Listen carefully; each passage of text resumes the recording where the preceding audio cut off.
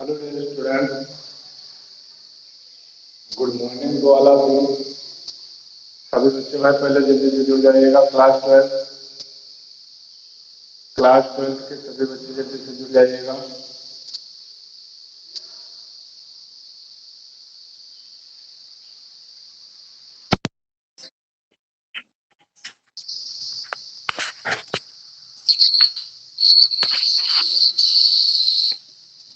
जूली पटेल जी mic off कर लीजिए अपना। जूली पटेल जी अपना माइक ऑफ कर लीजिए। ठीक है भाई।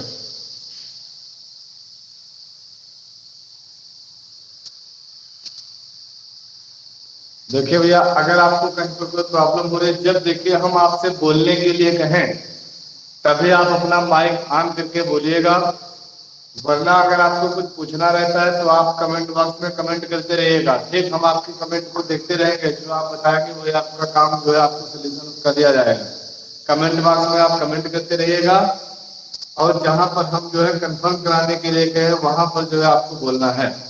तो सबसे पहले जरा बात आप ये बता दीजिए, आवाज बिल्कुल क्लियर आ रही है वही सभी को?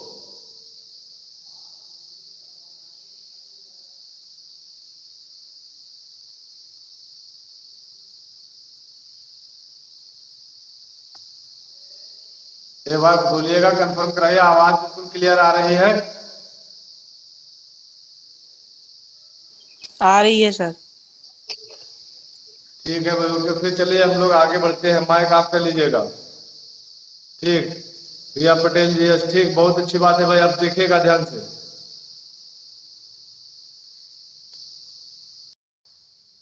चलिए देखिएगा। तो आज जो है हम लोग को पढ़ना है, जैसे फिजिक्स में जो हम लोग पढ़ रहे थे, हम लोगों ने वैद्युत द्विध्रुव आघूर्ण और वैद्युत द्विध्रुव आज के बारे में पढ़ा था। तो हमें उसी वैद्युत द्विध्रुव के कारण आज हमें वैद्युत क्षेत्र की तीव्रता के बारे में पढ़ना है।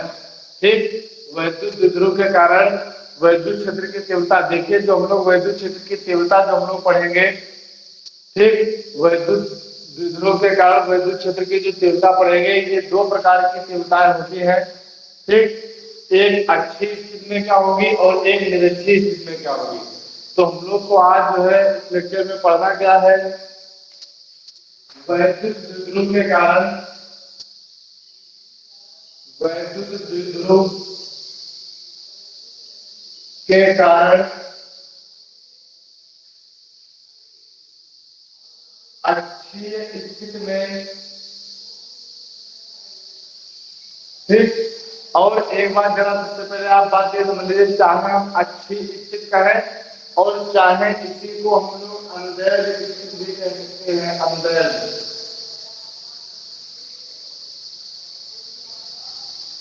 अनदैर्घ्य स्थिति में वैद्युत क्षेत्र की तीव्रता,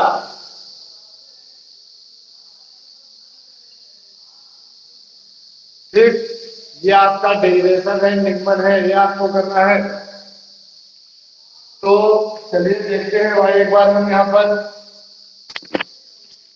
देखते हैं।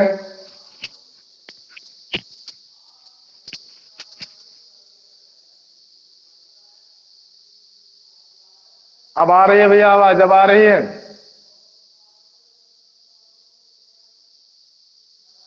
अब आ रही है आवाज?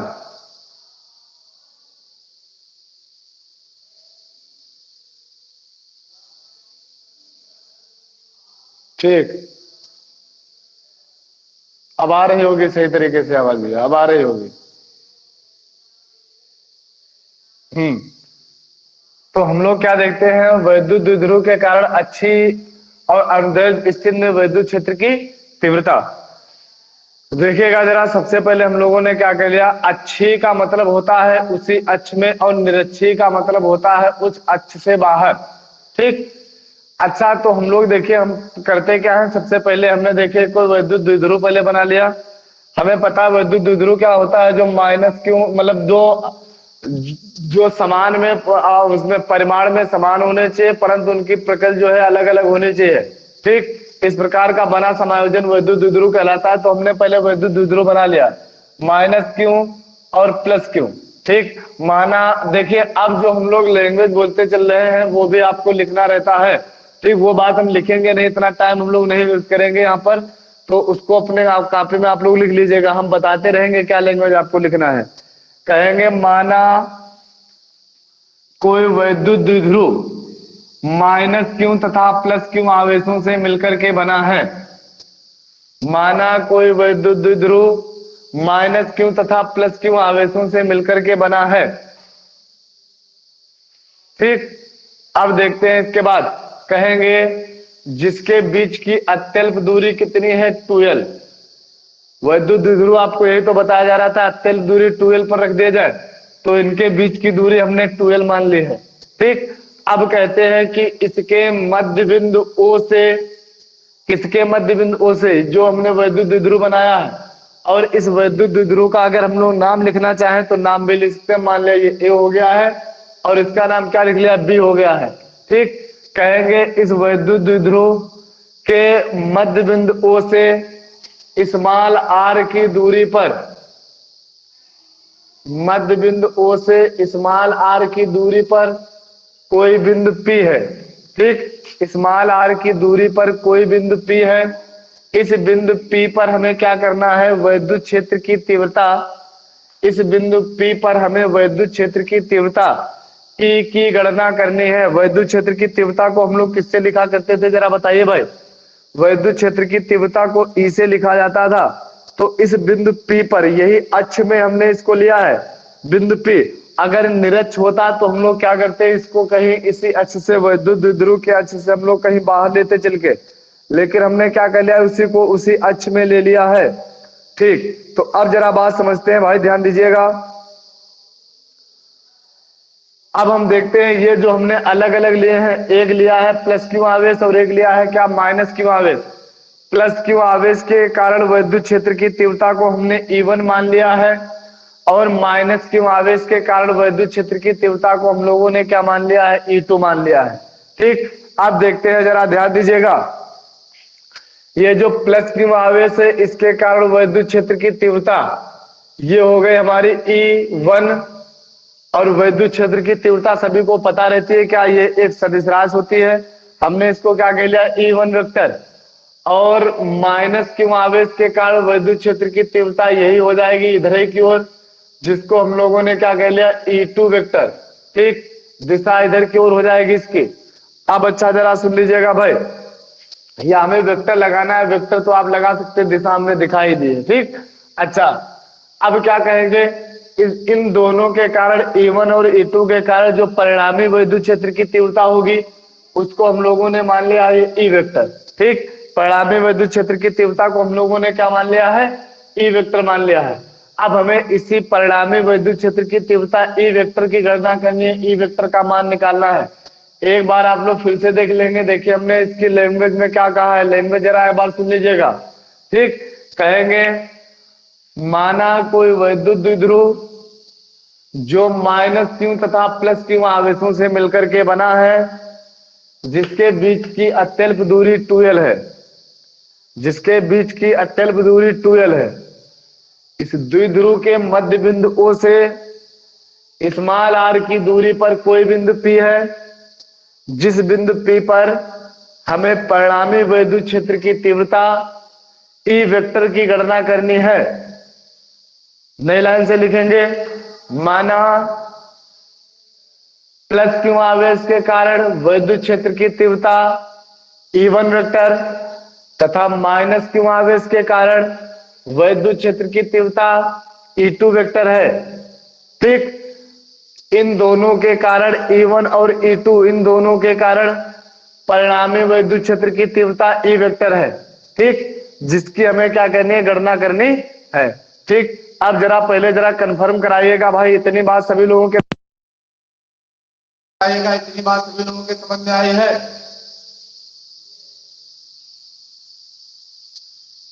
तान्या सिंह, धीरेन्द्र, मुस्कान, अंजलि, प्राची, अंकित, जूली, जरा बताइएगा एक बार। सर जी एक बार फिर बता दीजिए। एक बार फिर बता दें, ठीक है भाई, देखिएगा एक बार फिर से बताते हैं। माइक आप कर लीजिए। कहेंगे माना कोई वैद्युत द्विध्रुव जो माइनस क्यू तथा प्लस क्यू आवेशों से मिलकर के बना है, जिसके बीच की अत्यल्प दूरी 2l है। इस द्विध्रुव के मध्य बिंदु O से स्मॉल r की दूरी पर कोई बिंदु P है। इस बिंदु P पर हमें परिणामी विद्युत क्षेत्र की तीव्रता E वेक्टर की गणना करनी है। अब नई लाइन से लिखेंगे, माना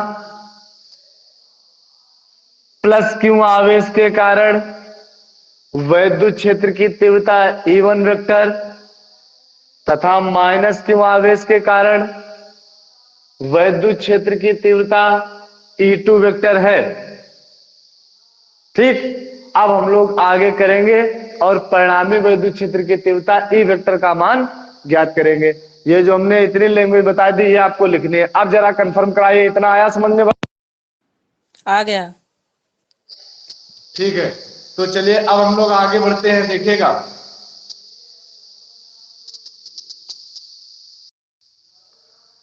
देखते हैं तो हम लोगों ने क्या लिखा। प्लस क्यू आवेश के कारण वैद्युत क्षेत्र की तीव्रता, पहले हम लोग प्लस क्यू आवेश के कारण वैद्युत क्षेत्र की तीव्रता निकाल लेते हैं।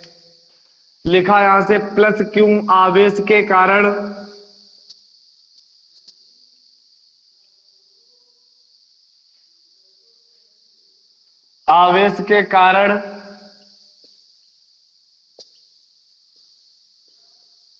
वैद्युत क्षेत्र की तीव्रता, जिसको हम लोगों ने क्या माना है, E1 वेक्टर। ठीक, जिसको हम लोगों ने क्या माना था, E1 वेक्टर माना था, तो हम लोगों ने लिख लिया क्या, इसको E1 वेक्टर। अब देखते हैं, देखिए हम लोग तीव्रता किस तरीके से, वैद्युत क्षेत्र की तीव्रता का फार्मूला क्या था, 1/4πε0 Q/r²।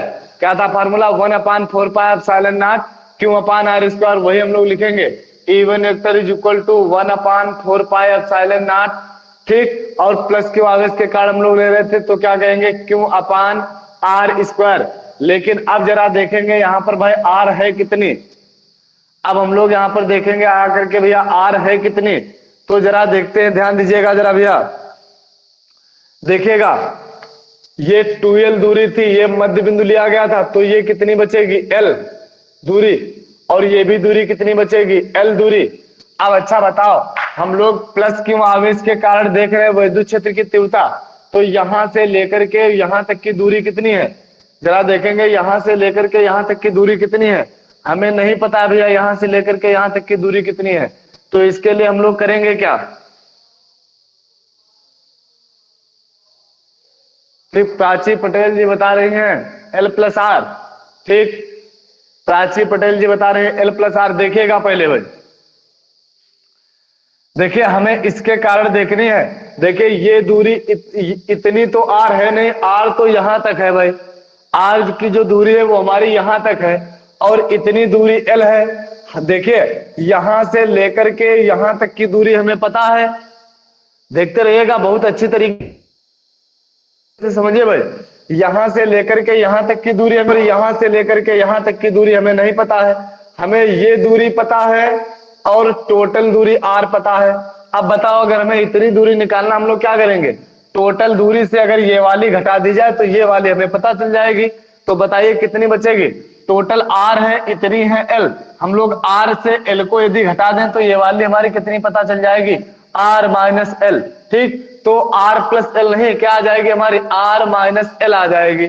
ठीक, तो देखते हैं भाई, ध्यान दीजिएगा जरा, तो ये दूरी आपकी आ जाएगी कितनी, r-l। ठीक, ये दूरी आ जाएगी कितनी, r-l। तो हम लोग यहाँ पर देखिए लिखते हैं क्या, 1/4πε0 Q/r²। r का मतलब कितना आ जाएगा, r-l का होल स्क्वायर। ठीक, अब बताइए, इतनी बात भाई समझ में आ गई होगी आपके। अब हम लोग जो देखने वाले हैं माइनस क्यू आवेश के कारण, ठीक, किसके कारण देखने वाले हैं, माइनस क्यू आवेश के कारण। माइनस क्यू आवेश के कारण वैद्युत क्षेत्र की तीव्रता, जिसको हम लोगों ने E2 वेक्टर माना था, वो देखते हैं आपकी कितनी आ जाएगी भैया, वो देखते हैं कितनी आ जाएगी, 1/4πε0 Q/r²। Are square. आर जरा इसका भी कंफर्म कर लेते हैं, आर जरा इसका भी कंफर्म कर लेते हैं। देखिए अब हमें यहां से देखना है और इसके कारण देखना है। अब देखिए यहां से लेकर के यहां तक की टोटल दूरी कितनी है, ये हो गई है यहां से यहां तक की कितनी दूरी, देखिए यहां से यहां तक की हुई एल और यहां से यहां तक की हुई आर, टोटल जोड़ लेंगे तो बताओ कितनी आ जाएगी, आर प्लस एल या एल प्लस आर। अब की बार वाली हमारी टोटल दूरी कितनी आ जाएगी, एल प्लस आर हो जाएगी। और पहली बार कितने थे हमारे, आर माइनस एल दूरी थी। ठीक, तो ये बात ध्यान दीजिएगा भाई, अब की बार हमारी दूरी हो गई कितने, आर प्लस एल का होल स्क्वायर हम लोगों ने कर लिया। बताइए भैया समझ में आया सभी को?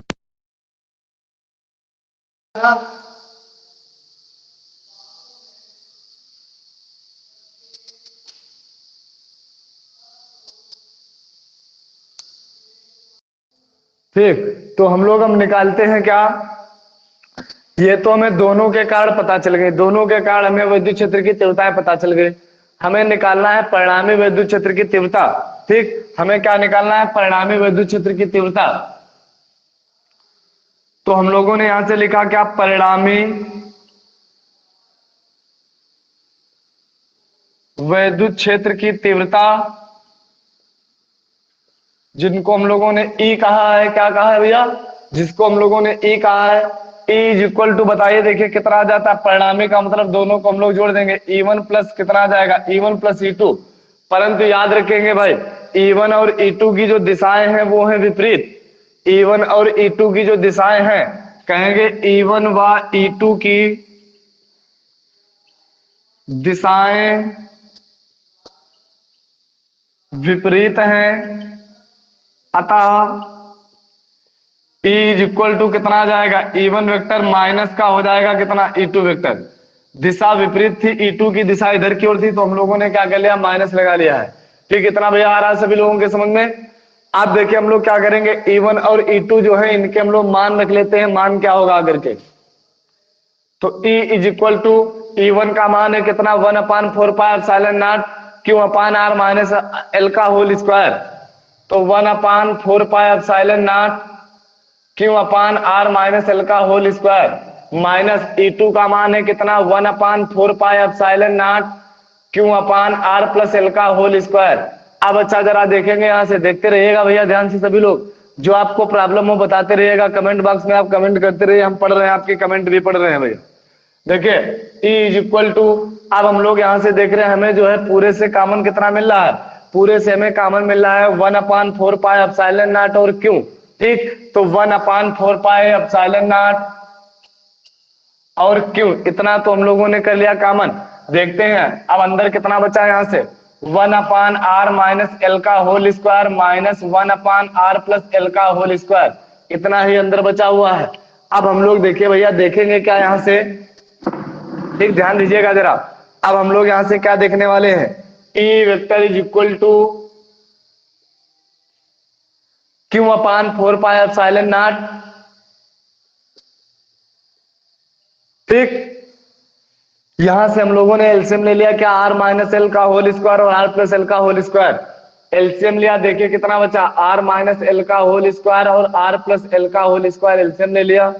देखिए यहां से आर माइनस एल का होल स्क्वायर कैंसिल होगा, यहां पर आ जाएगा कितना, आर प्लस एल का होल स्क्वायर, और ये आ जाएगा हमारा यहाँ पर आर माइनस एल का होल स्क्वायर। अब देखेंगे ऊपर वाला हमारा फॉर्मूला बन गया क्या, A square minus B square, जो आ जाएगा क्या, ए plus B A minus B, A plus B और ए माइनस बी। तो देखते हैं कितना है हमारा, E is equal to Q upon 4πε0, तो आ जाएगा R plus R minus L, A plus B और R plus L A minus B, minus वाले में चिन्ह बदल देंगे, माइनस का आर हो जाएगा और प्लस का एल हो जाएगा, अपान ए माइनस बी का होल स्क्वायर। देखिए इनको अगर हम पूरे को होल स्क्वायर एक साथ अगर लिख लें, पूरे का होल स्क्वायर बना लें इसको, तो क्या आ जाएगा, R minus L R plus L का होल स्क्वायर, और वो अंदर देखिए यही बनेगा हमारा, इधर हम लोग कर ले रहे हैं आर माइनस एल और आर प्लस एल का होल स्क्वायर बनेगा ये। और इसको हम लोग फिर से लिख सकते हैं क्या, A minus B A plus B, यानी लिख सकते हैं क्या, A square minus B square, यानी R square minus L square का होल स्क्वायर, तो ये बनेगा। और हम लोगों ने ऊपर देखा क्या यार, यहां से माइनस का एल प्लस का एल कैंसिल, प्लस का आर माइनस का आर कैंसिल। ठीक, इतनी बात भैया सभी लोगों के समझ में आ रही होगी, जरा बता।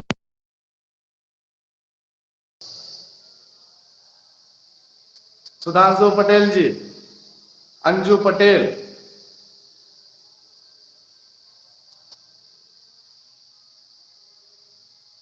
ठीक आ रहा है ना सभी के समझ में?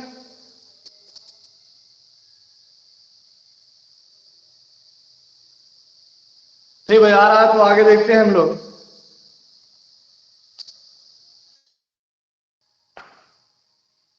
हाँ, तो क्या देखा हम लोगों ने यहां पर आकर के भाई? देखा कि जो आपका ई है वो कितना निकला, क्यू अपान 4πε0। ठीक, क्यू अपान 4πε0। आर और आर कितना हो गया, 2r इंटू एल और एल कितना हो गया, 2l अपान। देखिए ये क्या हो गया आपका, जरा बात ये समझ लीजिए पहले भाई, ये बात जरा समझ लेते हैं हम लोग कि ये क्या हो गया आकर के। देखिए ये हमारा लिखा हुआ कितना, R square minus L square का होल स्क्वायर, इसको हम लोगों ने ऐसे ही लिख लिया। अब जरा देखते हैं भाई, ध्यान दीजिएगा। देखिए ये जो हमने 2l दूरी ली थी, हमने कहा था ये अत्यल्प दूरी है। अत्यल्प का मतलब बहुत कम दूरी थी। जब बताइए 2l दूरी बहुत कम थी और उसका भी हमने आधा कर दिया कितना, l, तो l दूरी जो हो गई वो और भी कम हो गई। तो हम लोग यहां पर क्या कहेंगे, लेकिन जो हम लोगों ने r लिया है, कहेंगे कि जो r का मान है ये बहुत बड़ा है किससे, l से। r का जो मान है वो बहुत बड़ा है किससे, l से। तो R square minus L square का, ठीक, R square minus L square का मान और भी बड़ा होना चाहिए किससे, आर स्क्वायर से। ठीक, मतलब जो है इसका मान और भी बड़ा हो जाना चाहिए। जब बताओ, देखिए ये हमारा और भी बड़ा हो जाएगा तो हम लोग यहां से क्या लिखेंगे कि R square minus L square लगभग बराबर किसके आ जाएगा भैया, आर स्क्वायर के ही बराबर आ जाएगा। ठीक, ये बात आप लोग समझ रहे होंगे। यानी आर स्क्वायर का, आर का मान बहुत बड़ा है एल से, तो आर स्क्वायर का मान तो और भी बड़ा हो जाएगा किससे, एल स्क्वायर से। हम लोग डायरेक्ट ये लिखेंगे कि आर स्क्वायर का मान और भी बड़ा हो जाएगा किससे, एल स्क्वायर से। क्योंकि एल तो छोटा था, छोटे का वर्ग हम लोग करेंगे थोड़ा सा और भी छोटा हो सकता है वो, और बड़ी संख्या का वर्ग करेंगे और भी बड़ा हो जाएगा। तो हम लोग क्या कहेंगे कि आर स्क्वायर का मान और भी ज्यादा हो जाएगा किससे, एल स्क्वायर से। तो फिर R square minus L square को लगभग बराबर लिख देंगे किसके, आर स्क्वायर के ही बराबर लिख देंगे। तो देखते हैं अब आता कितना है भैया, अब देखते हैं कितना आता है। ई इज इक्वल टू 1/4πε0 करें, क्यों कहां गायब कर दिया, क्यों हम लोग आगे बढ़ा दे रहे हैं। ठीक, देखा कितना हो गया, 2r ऐसे रखा हमने इंटू, अब q इसके साथ हमने लिख लिया q इंटू 2l, और अपान इसकी जगह पर जब हम लोग आर स्क्वायर ही लिखेंगे, R square minus L square की जगह पर अब आर स्क्वायर लिखेंगे तो आर स्क्वायर का स्क्वायर यानी आर की पावर कितना आ जाएगा, 4 हो जाएगा। अब हम लोग देखते हैं यहां से कितना आया हमारा, ई इज इक्वल टू 1/4πε0, 1/4πε0। देखिए याद रखिए भाई, q इंटू 2l जो होता है वो किसके बराबर होता है, द्विध्रुव आघूर्ण के बराबर होता है। q इंटू 2l किसके बराबर होता है, द्विध्रुव आघूर्ण के बराबर होता है। वैद्युत द्विध्रुव आघूर्ण हमने बताया था, किसी एक आवेश के परमाणु तथा उसके बीच की अत्यल्प दूरी 2l के गुणनफल को ही वैद्युत द्विध्रुव आघूर्ण कहते हैं। तो ये तो हमारा बन गया आकर के क्या, द्विध्रुव आघूर्ण q इंटू 2l। तो हम लोग यहां से क्या करेंगे, 2r is equal to q into 2l को हम लोगों ने लिख लिया p, और अपान में आर स्क्वायर का स्क्वायर यानी कितना आ जाएगा, आर की पावर 4। आर की पावर 4 को देखना, अब एक आर से अगर यहाँ कैंसिल होगी तो कितना बचेगा, आर क्यू बचेगा आकर के। तो जरा देखना, अब हमारा फार्मूला क्या इसका निकल कर आ गया, E इज इक्वल टू 1/4πε0 कितना आ गया, 2p अपान में कितना आ गया, आर क्यूब। अब जरा एक बात यहाँ पर देखिएगा, अभी तक हम लोगों ने माध्यम तो क्लियर किया नहीं था, तो हम लोगों ने जो प्लस क्यू आवेश के कारण वैद्युत क्षेत्र की तीव्रता देखी थी, यहाँ पर भी हमने माध्यम का परावर्तांक के लिख लिया, यहाँ पर भी हम लोगों ने के लिख लिया, ये भी आपका के हो गया है। ठीक, तो के जरा हम लोगों ने यहाँ पर लगा लिया।